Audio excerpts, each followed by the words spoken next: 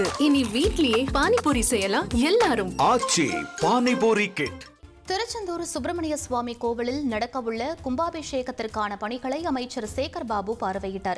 பின்பு செய்தியாளர்களிடம் பேசிய அவர், மருதமலை, பழனி உள்ளிட்டவை போல திருச்செந்தூர் முருகன் கோவிலிலும் தமிழில் கும்பாபிஷேகம் நடைபெறும் என தெரிவித்தார். மேலும் கும்பாபிஷேகத்தை ஒட்டி உள்ளூர் விடுமுறையானது தேவை இருப்பின் முதலமைச்சர் உள்ளிட்டோருடன் ஆலோசித்த பின்பு அறிவிக்கப்படும் என அவர் தெரிவித்தார். தமிழிலும் குடமுழுக்கு நடைபெறும்.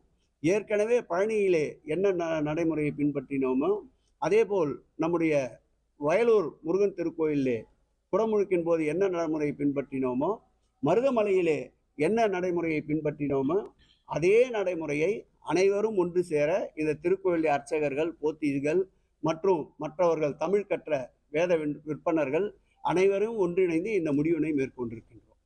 தமிழ் வேத மந்திரம் நிச்சயமாக குண்டத்தில் ஒலிக்கும்.